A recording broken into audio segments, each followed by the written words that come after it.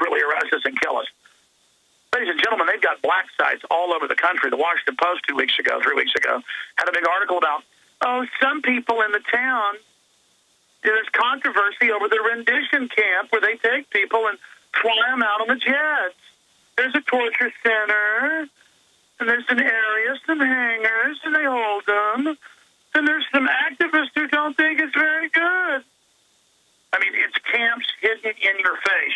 And still I have people that come up to me at my events and say, look, I like your show, but are you serious? There's really camps.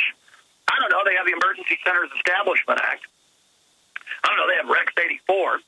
I don't know. They have the Emergency Centers program set up under the John Warner Defense Authorization Act. They had Rex 84 congressional hearings on plans to arrest political dissidents, and the program already in place in Congress in 1986. I have all the video clips of that in my films.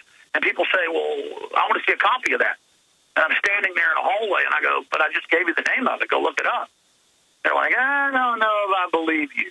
Because there's this childlike denial that the government can't and won't and wouldn't do something bad to them.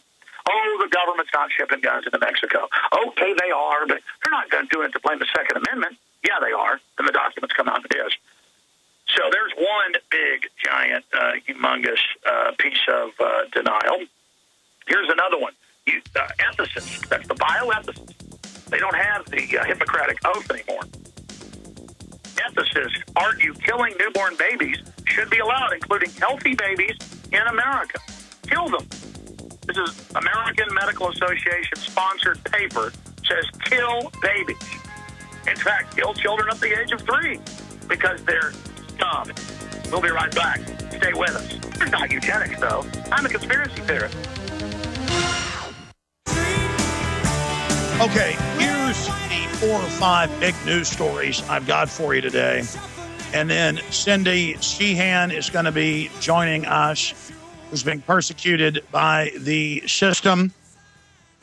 We're also going to have an activist out in San Diego where they're very close to getting the deadly so-called sodium fluoride that is a cover name for different types of toxic acids, lead, mercury, arsenic, and hundreds of other chemical weapons that are added to your water supply and that we all pay to be assaulted with as the different muscular and bone and joint degenerative diseases explode, as the neurological disorders explode, as the cancer explodes, as the diseases of the organs and diabetes explodes, as the blood diseases explode, as the curses of the eugenics, death cult, New World Order, straight out of Hades unfold. Now, here are just 4 or 5 of the stories I have here today. And then separately, I talked to Dave Mustaine this morning about his Santorum comment. And quite frankly, when it happened a few weeks ago, I had not been checking my phone a lot and just get so busy that I didn't know that Dave had been calling me and texting me. I've got to where I don't really read my email, answer my phone, or check anything anymore because I'm so busy just covering news all the time.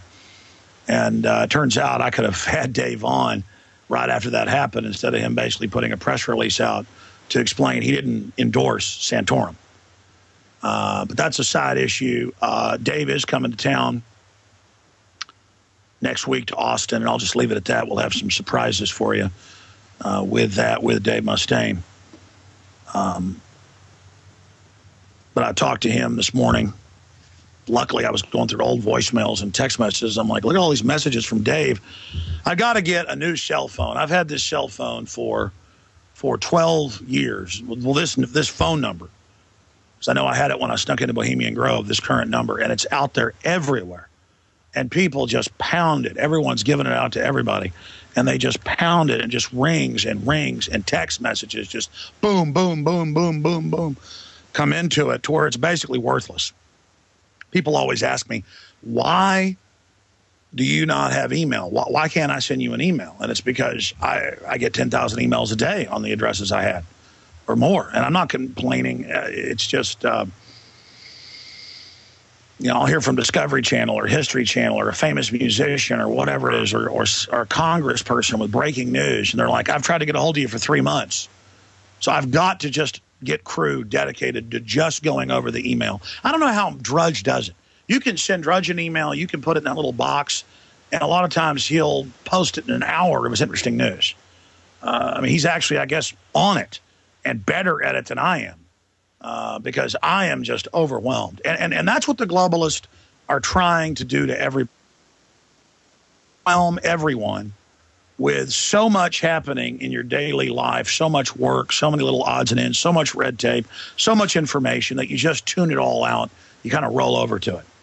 And I far from do that. Instead of rolling over to the information and just giving up, I kind of dive into it. But then whatever I run into first or whatever I think is the most threatening thing, I kind of tunnel vision into that.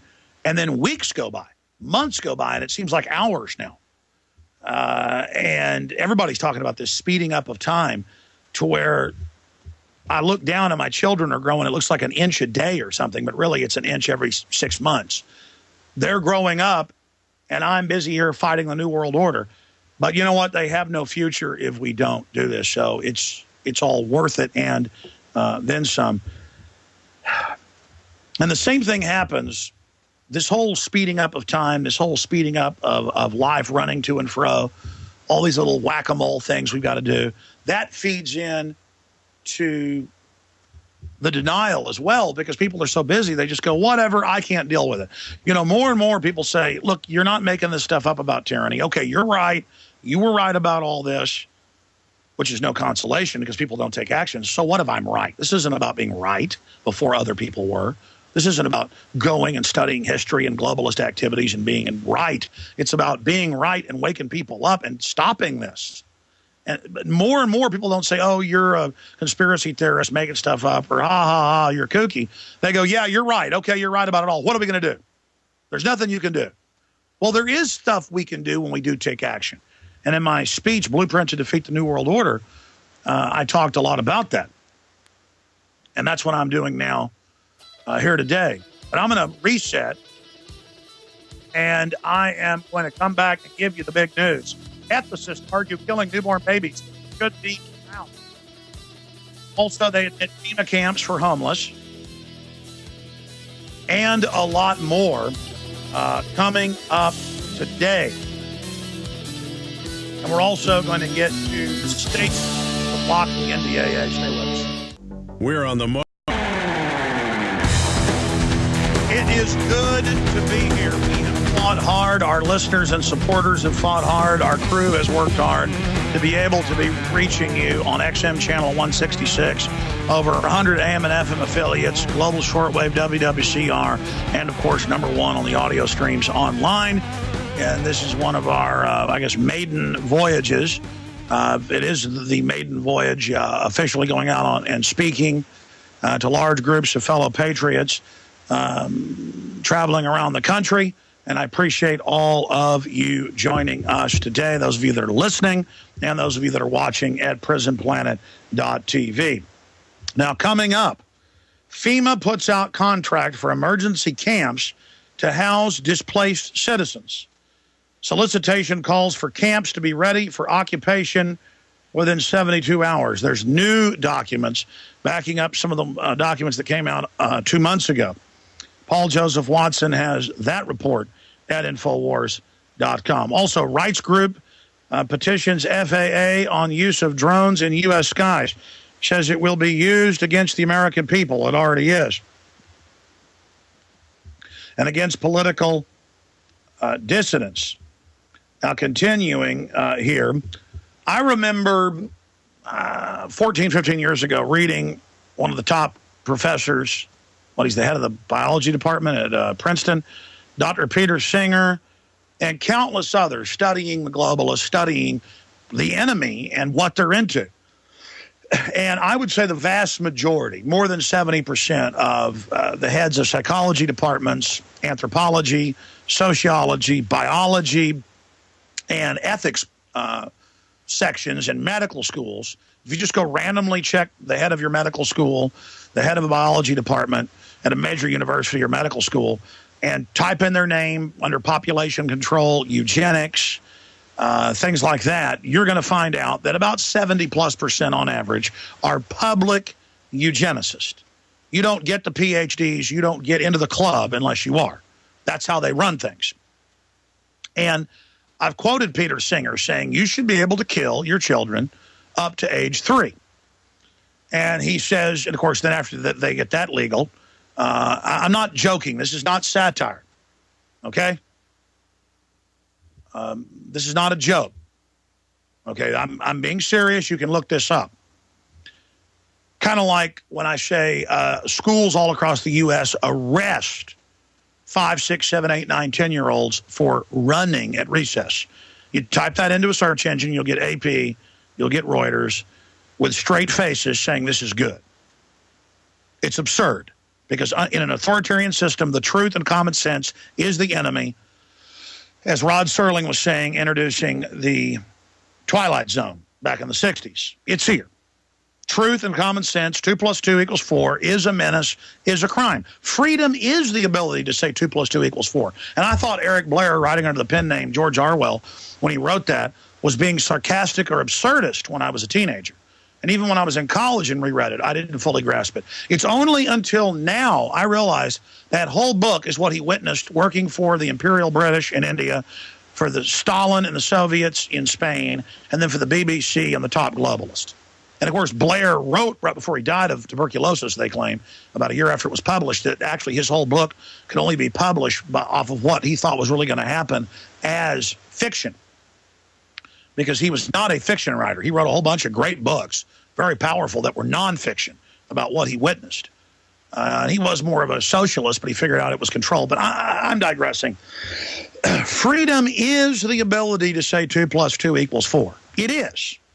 Because I'm the extremist, because I happen to be informed, and I question known, confirmed liars that have been caught engaged in every form of evil you can imagine. I am the bad guy. I am the bad man. I am the person who's evil. I need to live in denial. I need to just be passive. I need to just go quietly into the night. I need to just shut up. Well, no, the answer is I'm normal. I'm got my head screwed on straight. I'm an aggressive, intelligent male who wants to protect my family. And to do that, I've got to be informed, and I've got to mobilize people so we can collectively defeat these globalist collectivists through our individual actions, but through a collective love of liberty and freedom and common sense. The globalists and authoritarians wage war on common sense, on due process, and on reality. They don't arrest the father of a 4-year-old in Head Start programs because she draws a gun, because they're crazy or fearful or dumb. They're exercising power as the thought police. They don't taser an old woman until she's brain dead because she didn't answer police questions at a checkpoint, because they're out of control and stupid. They do it because it's about a total exercise of raw power. The TSA doesn't go in your pants and actually squeeze your body parts, or go into Miss America's pants, Miss USA's pants. To be technical, always mix those two up, Miss USA, in Dallas till she cries. They don't pull women's shirts off and ask them out on dates in Amarillo because they're crazy or out of control. I mean, they're crazy thugs, but they're crazy like a fox. It's about breaking your will. Now, Paul Watson has a link to the University of Melbourne paper on applied philosophy and public ethics at the University of Melbourne. This is out of Australia. But you can go pull up the American Medical Association sponsored type groups. You can go look at these. What they've done is they've gotten rid of the Hippocratic oath that they've had for thousands of years of a doctor does no harm, a doctor must help the poor, at least a third of their practice. It is an honor to be part of the doctor priesthood. That's what it is. That was the ancient priesthood of, Hippocrates. Gone for at least, 20 years now in the U.S., longer in England. They do not give the Hippocratic oath.